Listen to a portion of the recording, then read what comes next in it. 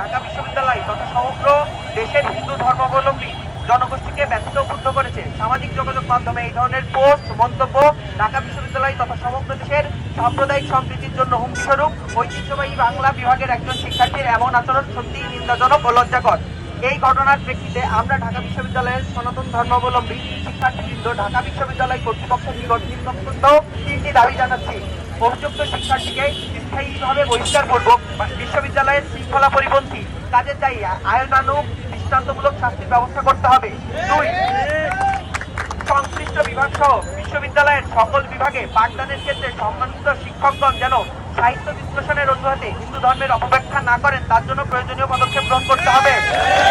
আমরা দেখেছি এর আগেও বিভিন্ন সময়ে বিভিন্ন বিভাগের শিক্ষার্থীরা সাহিত্য বিশ্লেষণের নামে হিন্দু ধর্ম নিয়ে এই ধরনের অবমাননাকর মন্তব্য করেছে। এই জন্য আমাদের এই দ্বিতীয় দাবি।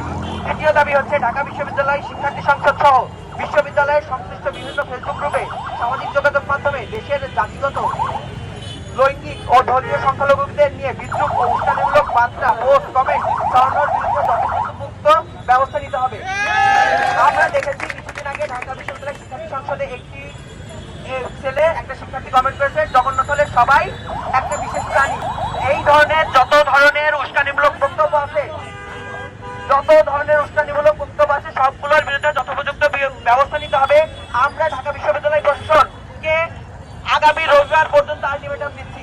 আগামী রবিবারের মধ্যে যদি কোনো দৃশ্যমান ব্যবস্থা না দেখতে পাই আমরা আবার কর্মসূচি দেব।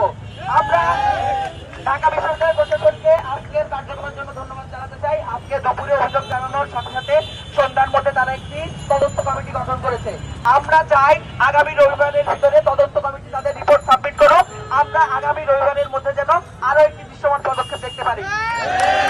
আমরা ঢাকা বিশ্ববিদ্যালয় প্রশাসনের আজকের কর্মকাণ্ডে সন্তুষ্ট, কিন্তু আমরা যদি এই তদন্ত কমিটি গঠন করা পর্যন্ত এই জিনিসপত্র থেমে থাকে তাহলে কিন্তু জগন্নাথ হল তথা অন্য 5টা হলের সকল সনাতন ধর্মাবলম্বী শিক্ষার্থীরা বাসায় বসে থাকবো না, আমরা আরো কঠোর কর্মসূচি দিব। এই বলে আজকে আমাদের এই অনুষ্ঠান এখানে আমরা কর্মসূচি শেষ করছি। সবাইকে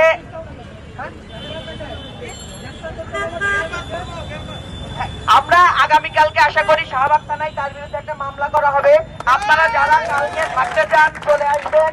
আমরা পুলিশ প্রশাসনের কাছে মামলা করার পরে তাদের বিরুদ্ধে গ্রেপ্তারের দাবিও জানাবো। যেহেতু এখনো মামলা করা হয় নাই, আমরা বিশ্ববিদ্যালয় প্রশাসনের কাছ থেকে আইনানুগ ব্যবস্থার জন্য প্রথম দাবিতে রাখছি এবং কালকে মামলা করার পরে আমরা তার প্রমাণ গ্রেপ্তার করার দাবি জানাবো। ধন্যবাদ। চালো রে চালো, আগুন চালো, চালো রে চালো, আগুন চালো, মানি না মানবো না,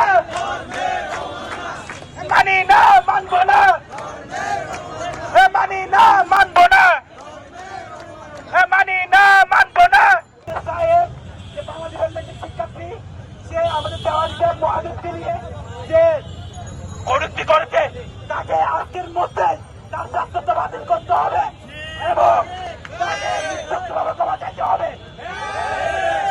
ব্রহ্মা বিষ্ণু মহেশ্বর এই চিন্তা আমাদের ভগবান, আমরা তাদেরকে পূজা করি, তাদের চতুর্দিকে আমরা মেনে নেব।